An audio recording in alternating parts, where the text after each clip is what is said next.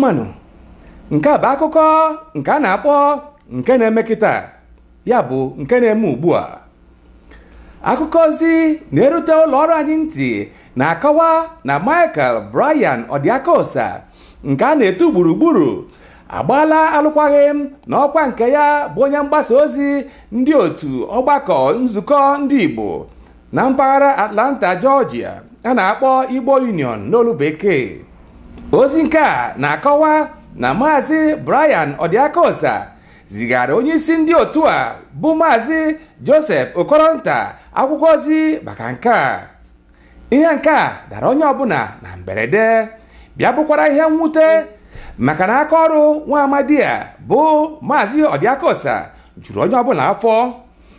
Anyị amaghịzikwa ihe kpatara nke o ji wetiekwa alụkwaghịm n'oge ugbu a.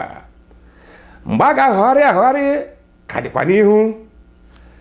Ndị amalinze were na-ajụzi ka nke a siri wee dapụta, ekwughị ekwu akaghị aka. Gburugburu Brian Odiakosa ejigoro ọrụ onye mgbasa ozi nke ndị Igbo Union ruo ihe dịka afọ 3 na ọkara. Site na mgbe ọ rigoro ọkwa, o megoro ndị Igbo ọtụtụ ihe. Ọ na-ahụ na atụmatụ a na-atụpụta na nzukọ ndị otu a maka ndị Igbo niile na-eru onye ọbụla ntị. Ọ na-edepụta ozi ya ka ọ ga-esikwa onye ọbụla nghọta.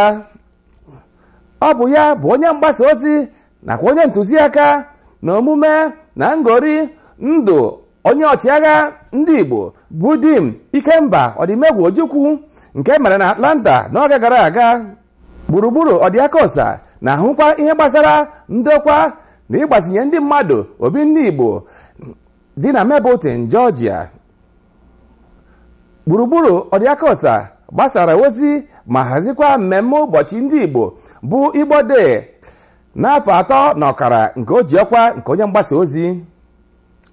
Ọzọkwa, ọ bụ ya bụ onye ntụziaka maka oriri ezi na njekọrịta ndị Igbo a na-akpọ picnic n'olu bekee.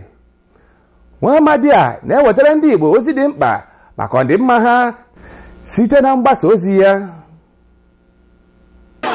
Mụnwa bụ Mama Mike Odiakosa, the PRO of Igbo Atlanta. Ọgwa bụ nne Mike Odiakosa. Mụ bụ Mama Mike. Ihe anyị met today bụ for the whole Igbo community in Atlanta. But in the Igbo Union was the people they organize here on behalf of the Igbo Atlanta. Yes. You know, every once in a while, I need to take Biafra, to take him and Biafra, to they give their life for us during the time of Biafra. You know, incorporate in the American in here. I remember in 1976 or so, him in America. So I incorporate here together so that I get you here we attend the him and Biafra and then the end had Biafra for freedom I work today. Ọ dịkwa anyị oke mwute na ọ na-ahapụ ọkwa nke a. Anyị enwebeghị ike ịhụ nwa amadi a ka ọ kọrọ anyị ihe mere o jiri gbaa alụkwaghịm n'ọrụ ya nke a nwere nnukwu ugwu.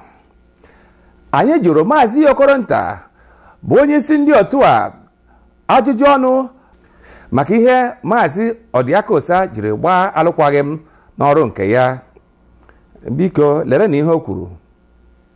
Onye isi oche ndị Igbo Union Atlanta, anyị na-anụ na onye mgbasa ozi unu bụ Michael Brian Odiakosa gbara ọkwa ya alụkwaghịm. Biko ọ bụ gịnị kpatara nke a? Ndị Igbo, ndị nwe m, ndewo. Ihe kpatara nke a mbụla Mike ọ bụ ezigbo nwa afọ Igbo, ọ rụrụ ọrụ ụbọchị ugbu ọ sịla aka ya ejula la ya enwekwaghị efe ịrụ ọrụ otu o kwesịrị. So ebeela enwekwa ike ịrụdị otu ahụ o kwesịrị na odula mgbe m ga-istepụ aside.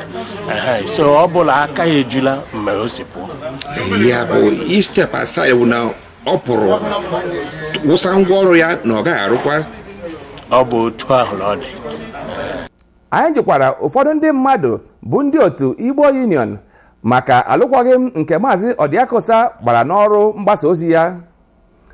Ha dum zara n'otu olu na-ekwu na ọ bụ onye isi ha bụ Maazị Okoronta ga-ekwuchite ọnụ ha.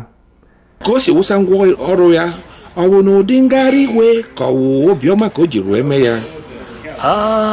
Aga m esi na ọ bụ iwe, mana o nwekwa ikele onwe ihe metụ ya n'obi. But anyị igwe sịrị aka ya njuru eju ugbu a.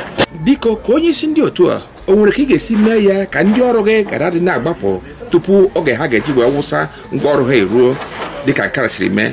O nwere ihe ibu n'obi imenụ?